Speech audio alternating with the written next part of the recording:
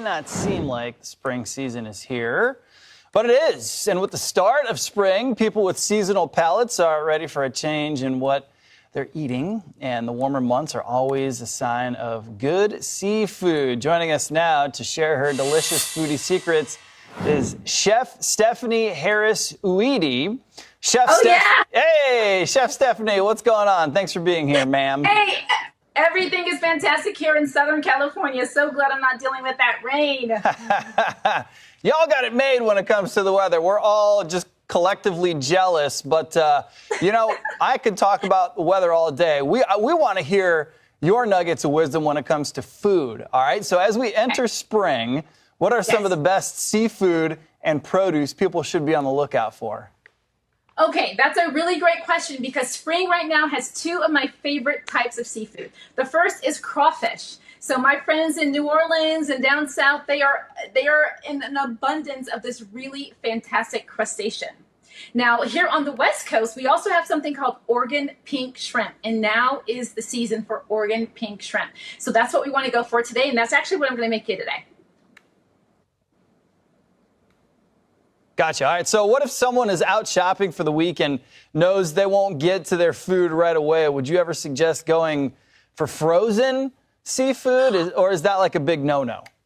No, that's a fantastic question. I know a lot of people snub their nose at frozen fish, but it is actually oftentimes a lot fresher than what you'll find in the seafood case, if I'm honest. So one of the things that you want to do when you get to your seafood case and ask your fishmonger is how long that fish has been in the case. It could be there 3 or 4 days and you'd never know it. So in most cases, you want to mosey on along to the frozen section and find something that was flash frozen fresh, if that makes sense.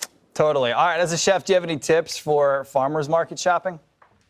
Farmers market shopping, first thing is set a budget. Otherwise, you will come home with more than you can possibly manage over the course of a week. You also want to make sure that you're talking to your vendors and getting to know them, find out where their fish and their seafood come from, find out where their vegetables come from. If you are looking for bargains, the best case is to buy in bulk. So you'll rarely find farmers markets are sort of that cheap place to shop. What you'll find instead are variety. So you're not looking for cheap at farmers market, you're looking for variety, and that's what you're going to find. So tips there, shop in bulk if you can. That's where you might get a price break. Otherwise, try a new variety of avocado or a Caracara orange instead of a blood orange and sort of play around that way. I like it. That's a good tip. All right, so you mentioned you're going to make something for us. Let's see it. What are you going to chef up here? Okay.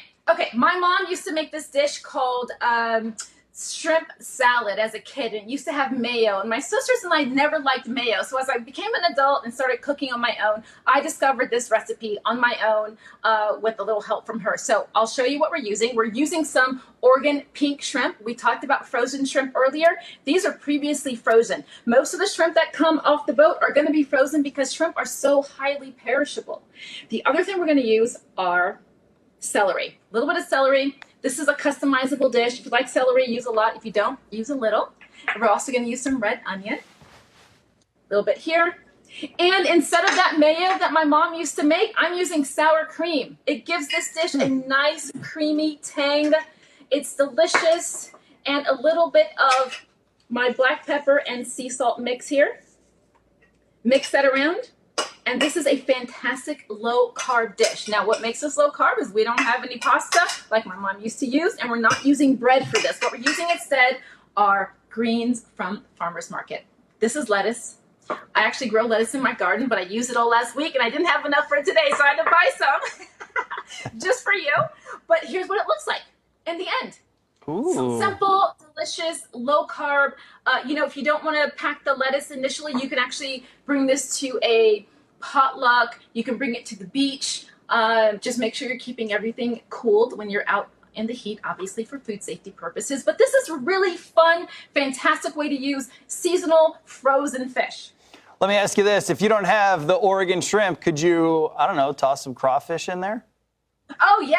Heck yeah. Crawfish works for this. Shrimp works for this. I mean, anything. Just play around. That's the best part about this lifestyle is you get to play with your food. That's the fun part. So crawfish work really great for this. If you had some cooked salmon, you could also do the same.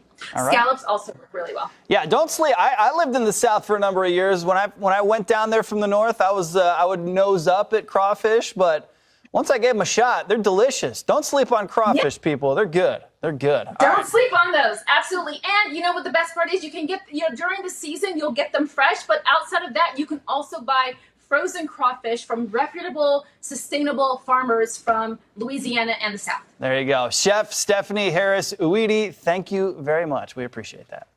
You got it. Anytime.